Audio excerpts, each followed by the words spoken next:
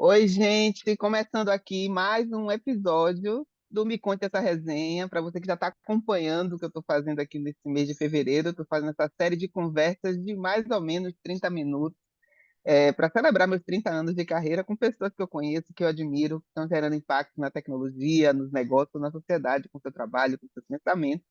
E hoje, para minha alegria, quem vai conversar comigo é Luciano Ramalho.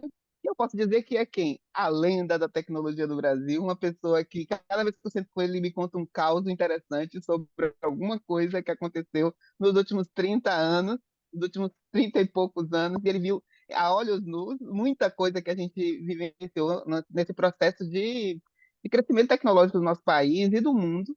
E é também o autor de um dos livros mais relevantes de Python do mundo, dos mais traduzidos, e eu ainda tenho a alegria de chamar de meu amigo. Então, seja bem-vindo, Luciano Ramalho. E vocês sabem que eu gosto de começar essa conversa com uma frase provocativa que acontece nas minhas conversas com essas pessoas antes. E Luciano, a frase dele é a cara dele. Né? Então, a gente vai conversar hoje. A provocação da nossa conversa é difícil ser um coelho selvagem. Luciano, me conte essa resenha. Ó, muito obrigado pelo convite, Rosi. É um prazer enorme conversar com você sempre, tá? É, realmente, a gente concordou com essa frase, mas essa frase ela tem um viés negativo, né? É difícil ser, mas eu queria completar, então. É difícil ser um coelho selvagem, mas é essencial, entendeu? Porque se você não é um coelho selvagem, você é um coelho que está sendo criado para ser executado, para virar sopa, para virar coelhada, certo? Então, da onde, da onde que vem isso, né? Quando eu era adolescente, eu gostava muito de ler fantasia, eu li O Senhor dos Anéis como adolescente, e eu li um livro que eu acabei de ver que em português chama Em Busca de Watership Down. Acho que eu li em português mesmo na época. Em Busca de Watership Down, que é de um cara chamado Richard Adams, né? É um livro fantástico, eu recomendo, acho que mesmo para adultos é legal, mas é fantasia. Então, nessa fantasia, os coelhos falam entre si. Eles não falam com os humanos, eles não entendem a língua dos humanos, mas eles falam entre si, né? E o livro começa muito legal, assim, dá para ver que o autor pesquisou, então ele descreve como que é uma coelheira selvagem. Então, é um conjunto de túneis onde tem dezenas ou até algumas centenas de coelhos que vivem ali. Durante o dia eles saem para comer, porque eles precisam sair caçando comidinhas, né? Eles são herbívoros, então eles têm que comer bastante, vão comendo as suas cenouras, raízes e tal. E depois, à noite, eles voltam para dentro da coelheira para ficar protegidos, né? Porque eles são animais bem vulneráveis, né? E nesse livro tem uma hora que eles são obrigados a, uma parte deles, na verdade, resolve sair porque eles acham que tem uma ameaça, tá? Um dos coelhos percebe que tem um outdoor dentro do aparece um outdoor perto da coelheira. Eles não sabem ler, mas o autor do livro conta que o narrador conta que está escrito: breve aqui mais um grande empreendimento.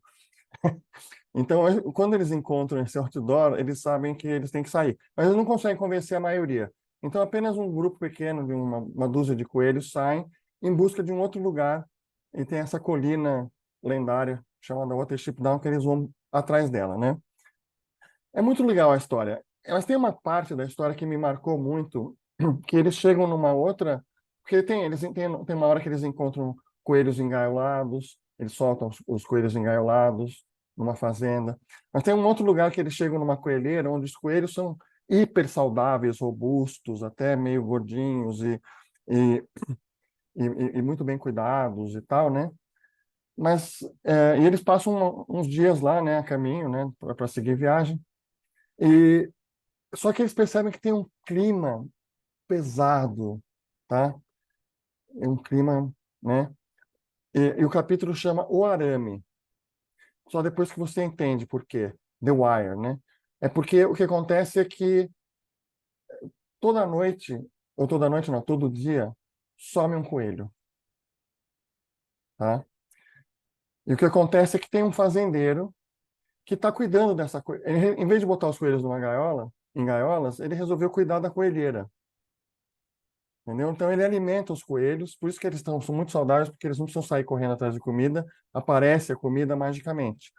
Só que é aquela história, né? Lembra como falam que na internet, se o serviço é de graça, o produto é você? Então, esses coelhos, eles têm uma vida muito confortável, mas eles são o produto. Então, e é por isso que tem esse clima deprimente. Eles não falam a respeito, eles não conversam a respeito. Mas é um fato, toda noite ou todo dia some um coelho, tá?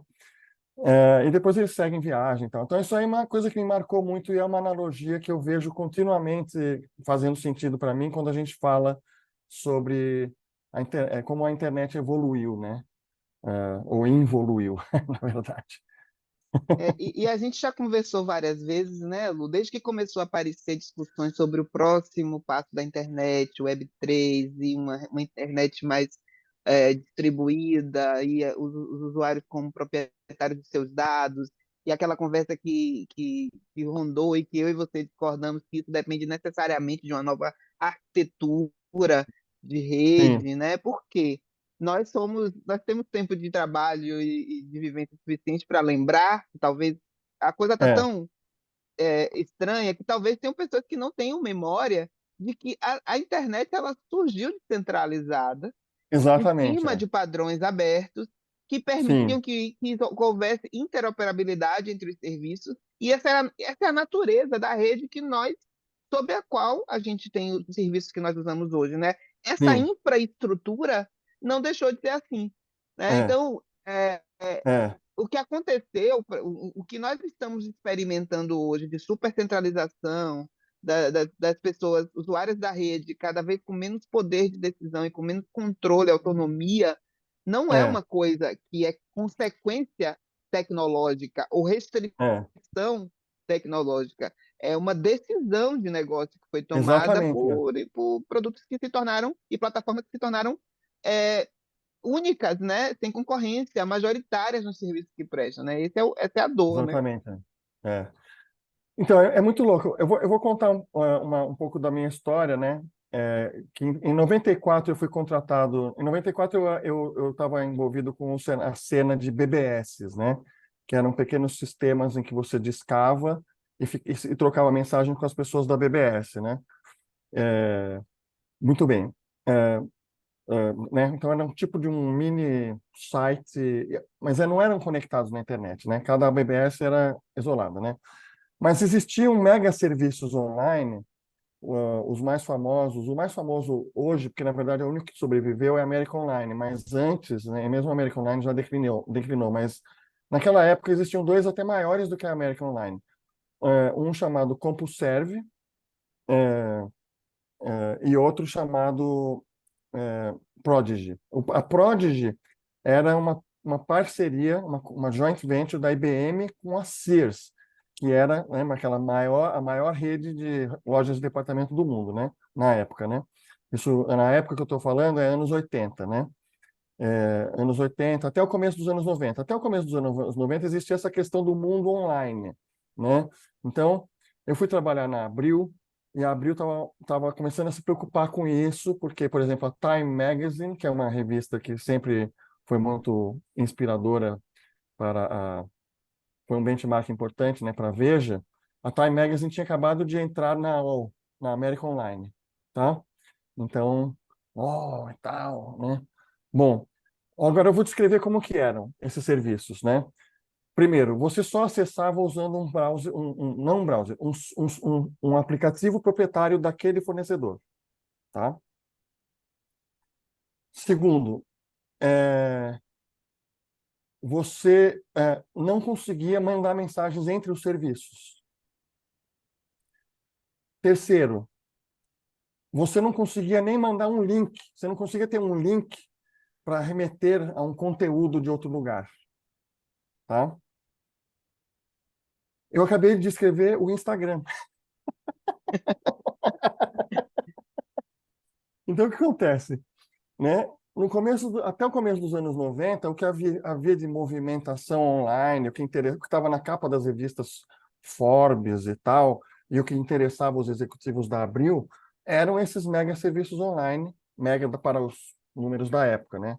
Que tinham alguns poucos milhões de usuários, mas eram importantes, né?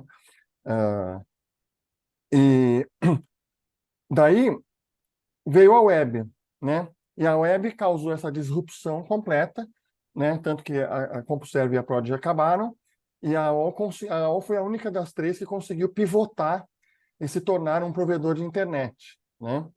É, mas porque o que as pessoas, porque assim não dá para você competir contra todo o resto, né? Em termos de conteúdo, né? Uhum. É, e a web, como você falou, foi totalmente baseada em padrões abertos, né? TCP/IP, HTTP, HTML, os padrões de imagens, né? Ou, por exemplo, olha que interessante, todo mundo sabe do formato GIF, né? O GIF foi inventado pela CompuServe. E no começo era meio complicado usar, ninguém sabia se era legal ou não e tal. Depois acabou sendo liberado, tá? Mas então assim, a gente passou para um período de onde a interoperabilidade dominou a experiência das pessoas na internet, né? Com a web e tudo, né? Mas daí aí existem outras forças, né? As forças do capital acumulado que vão fazendo com que começam a ter uma centralização, né? E as leis antitrust foram enfraquecidas, né? Porque se você parar para pensar, não faz nenhum sentido o governo americano ter permitido que o Google, que já tinha o Google Maps, comprar o Waze, certo? Isso aí é um descalabro completo, é uma coisa que é evidente que prejudica o mercado, né? E assim como permitir que o Facebook, que já era a maior rede social do mundo, comprou o WhatsApp e o Instagram, né? Então, esse tipo de hiperconcentração, né, acaba criando uma situação em que a interoperabilidade ela não é interessante para quem domina um segmento, né? Porque justamente o que eles querem, quando eles dificultam a conexão, é manter você dentro, né? E é E possível quando você fazer. não tem que se, e quando você não tem que se esforçar para manter aquela pessoa naquele lugar, porque ela está presa por outras razões que não é pela experiência ou só pelo seu serviço, assim, o que acontece é você vai deteriorando cada vez mais o serviço, né? Porque quando a Exatamente, gente tem vários fornecedores, quando a gente tem um é, mercado com uma concorrência, você se dá o é, direito como consumidor de escolher é, aquela experiência que você prefere, entende? E sim, todo mundo se esforça para conquistar o seu interesse de ficar ali. Tudo é um processo, é um ciclo vicioso que se cria sim, quando você não tem exatamente, uma concorrência de você abandonar a exatamente, experiência do usuário, com ignorar certeza, os problemas dela. Frequentemente, essas plataformas que não têm concorrência, você vê relatos das pessoas que passam por situações de fraude, sofrendo muito para resolver o problema, para recuperar um perfil, gente que trabalha nessas plataformas, e você percebe que o descaso é porque a pessoa não tem a outra plataforma concorrente para ir pela é, experiência ruim que viveu, nem como exatamente, portar a sua base de clientes ou é, portar, é, né, todo é, o seu histórico ali. Então vai criando esse ciclo que com certeza, deteriora quem deveria interessar sim, mais, que é a é, pessoa que usa a plataforma. com certeza. Esse ciclo de piora que você descreveu, o, o Cory Doctorow, que é um dos autores mais interessantes, que bloga e escreve livros também é, sobre a internet, a vida online e tal, é, ele criou um termo que em inglês é enshittification, que em português a gente poderia chamar de esmerdeamento, né? Ele fala assim, o que que acontece? O que acontece é isso aí que você descreveu, só que ele deu esse nome, esmerdeamento, tá? Quando uma empresa se torna um monopólio, né? Ou praticamente um monopólio, porque ela é múltiplas vezes maior do que o segundo concorrente, né? Aí ela começa a perder o interesse ela não tem mais motivação, ela não tem mais incentivos, né? Para usar um termo de economia e administração, ela não tem mais incentivos para tratar bem o cliente. Nenhum cliente. Nem nós que somos os coelhos e nem os anunciantes. Os anunciantes começam a ser maltratados também, porque eles também não têm para onde ir, né? Então, o Cory Doctorow acabou de lançar um livro que eu recomendo. Eu comprei, mas ainda não comecei a ler, porque eu comprei na editora Verso, porque eu não queria ter o Kindle. O Kindle eu gosto, é um produto bem feito, mas a Amazon é tipo, né, a rainha da enshittification, né? Então, então o que acontece? O livro chama The Internet Con. Con é encurtamento de con job, confidence job, que quer dizer um golpe de vigarista, né? The Internet Con, e o subtítulo é How to Seize the Means of Computation, que é como retomar, né, os meios de computação, né? E ele fala, o argumento principal dele lá é interoperabilidade, que a interoperabilidade, né, ela precisa ser regulamentada e imposta, tá? Porque eles não vão fazer isso voluntariamente.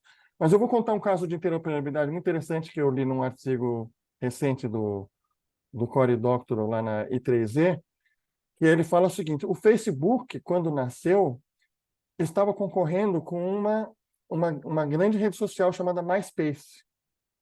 O MySpace tinha milhões de usuários, o Facebook tinha milhares, né?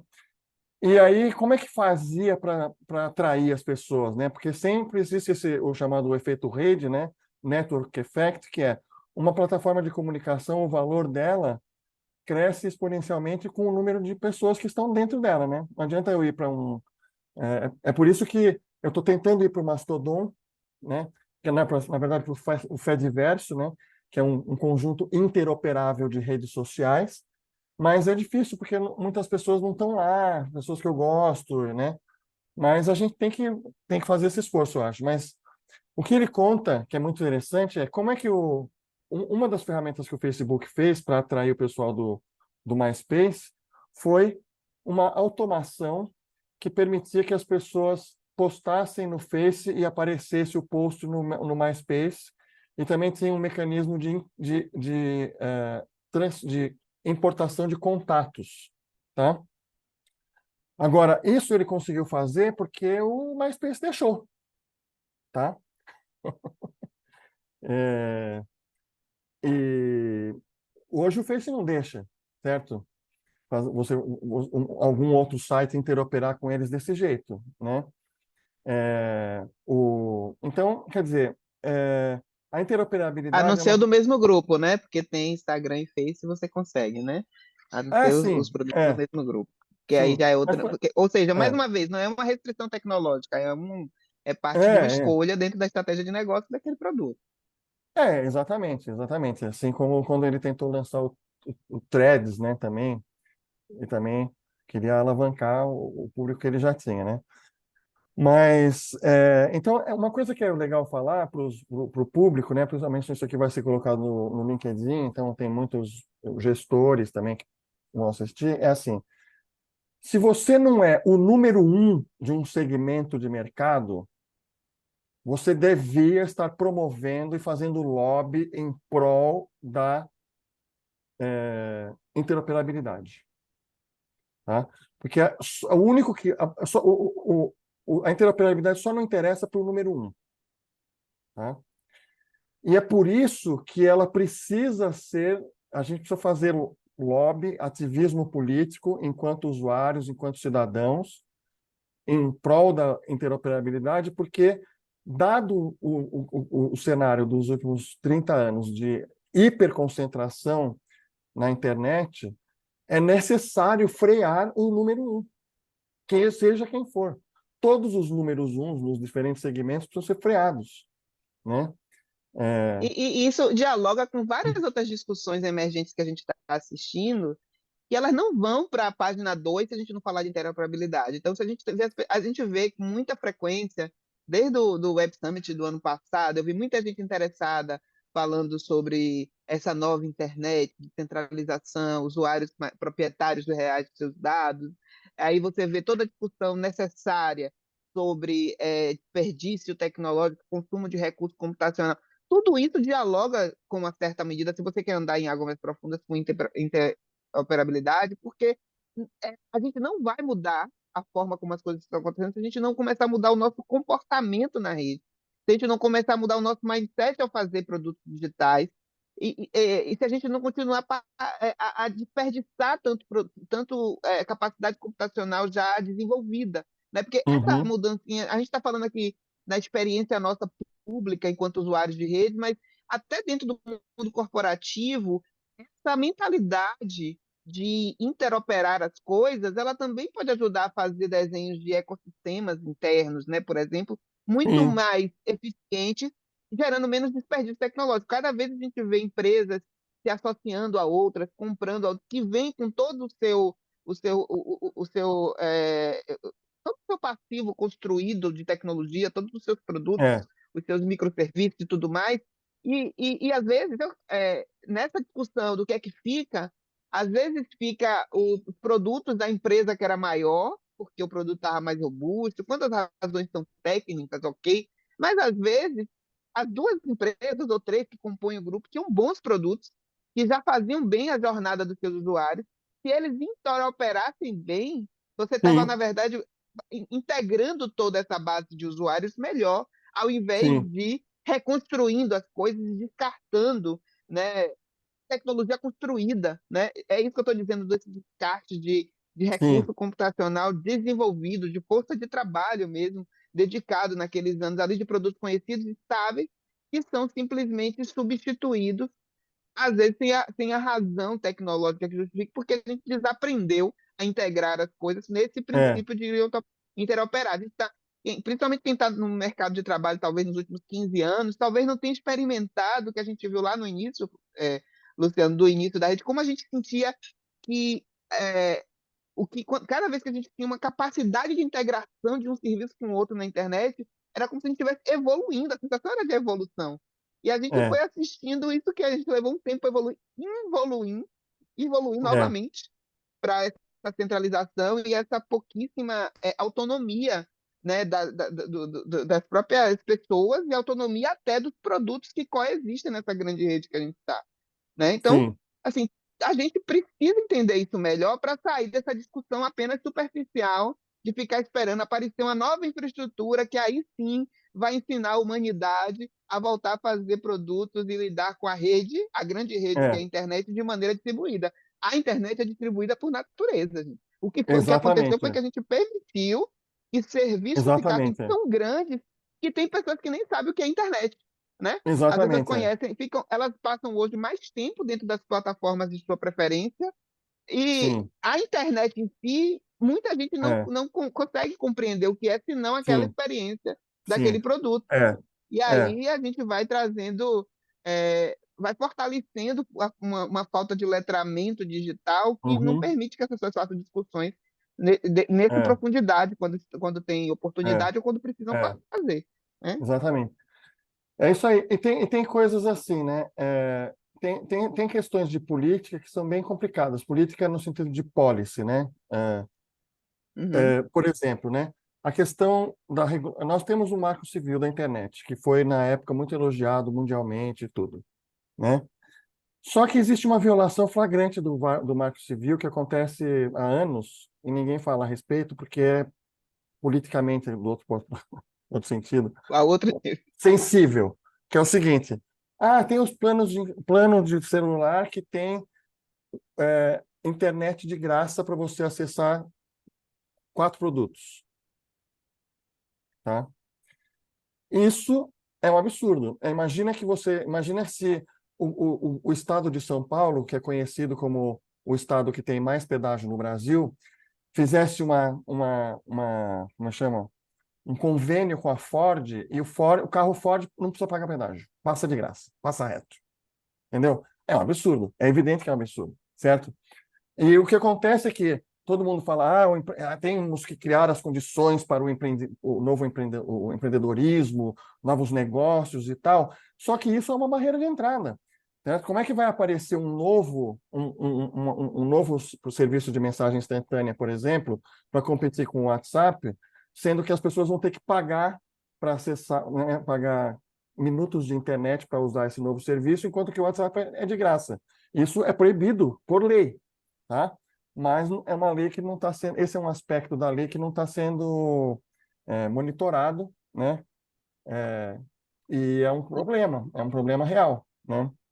E a gente vê, Luciano, isso passa por uma discussão, assim, tem uma questão, nós como usuários da rede temos um papel aí de prestar atenção e nos organizar e fazer algumas escolhas na medida que a gente pode, mas existe muito mais um esforço de legislação para proteger os usuários nesses aspectos que a gente vê acontecer com êxito quando a gente transfere essa questão da interoperabilidade para outras coisas que a gente está acostumado, a gente nem consegue imaginar uma vida. Imagina se você tem lá um carro que só funciona com a gasolina de um É, determinado fabricante, como a gente conversou outro dia, né? isso, é. Imagina se você tem um determinado, sei lá, um determinada impressora que ela só É, funciona, nem sei se tem, pode até ter isso, impressora que só funciona com determinado cartucho.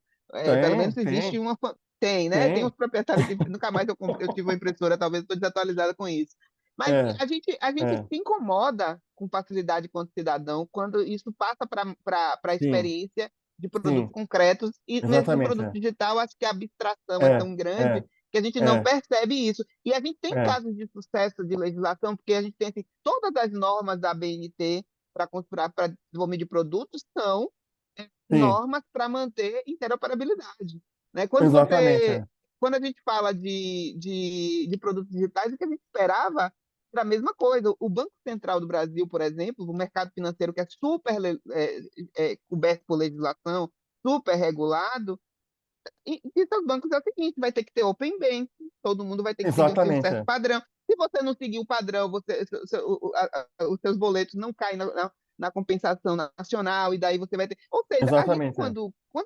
quando há interesse, quando há compreensão de que aquilo é importante mesmo para a sociedade, a gente consegue avançar legislando adequadamente para que a gente tenha poder de escolha e, assim, por exemplo, com a experiência do Open Bank, cada pessoa vai escolher a experiência bancária que deseja. Eu gosto da experiência que o aplicativo desse banco me dá, então eu pego minhas três É. contas que eu tenho e acesso. É. Isso é fantástico do ponto de vista de Exatamente. experiência. É. Ou até outra coisa, né? Você tem aplicativos que são só de banking, não é de banco nenhum, né? É um aplicativo que Exato, até é um você... outro mercado que surge. exatamente. Você É. pode fazer É. um aplicativo que ele não É. é de nenhum banco e ele assim, É. eu dou a melhor É. experiência bancária para É. você e É. você acessa a sua conta É. aqui. É. Isso torna o É. mercado competitivo, isso prioriza a experiência do usuário e é sobre isso que a gente Exatamente. está É. precisando falar nesse uso mais amplo de rede. E por isso que ninguém pode, é, nenhuma pessoa, é difícil ser um coelho selvagem, mas é preciso ser, né? Porque senão a gente vai Exatamente. ficar É. assistindo Exatamente. novamente os É. nossos direitos, É. a nossa experiência como Exatamente. É. consumidor e como usuário de rede É. indo para o É. ralo em função do primeiro lugar, porque o segundo, o terceiro e o quarto também não estão ganhando nessa É. conta, né? Só quem Exatamente. É. está no topo é que interessa que Exatamente. a gente É. permaneça em ambiente onde operar entre diversos serviços não é legal, não é interessante. Luciano, estamos chegando nos minutos finais. É desafiador, porque acho que a gente nunca conseguiu fazer uma conversa de 30 minutos, nós dois. É. Já tem os minutinhos, e então eu queria aproveitar esses minutinhos finais para pedir a você para fazer as considerações finais, para você deixar uma mensagem para quem gostou do nosso papo, para quem quer saber as coisas que as referências que a gente deu, eu vou colocar no post para o pessoal conhecer sobre o livro e tudo mais, sobre o autor que nós estamos aqui. Mas deixa a sua É. mensagem para quem gostou de É. ouvir isso, para quem quer continuar pensando a Sim. respeito. O que é que você diz para essas pessoas hoje? Sim. Olha, assim, primeiro a mensagem é para quem tem algum tipo de influência em termos de decisão estratégica dentro das empresas, a pessoa pode ser uma pessoa técnica, gestora e tal, mas qualquer pessoa precisa ter isso em mente. Interoperabilidade é uma coisa que, na verdade, interessa para todo mundo, menos para o primeiro colocado, tá? É, segundo, nós, enquanto cidadãos, precisamos ficar mais sensíveis a essas questões, porque tem outras questões relacionadas.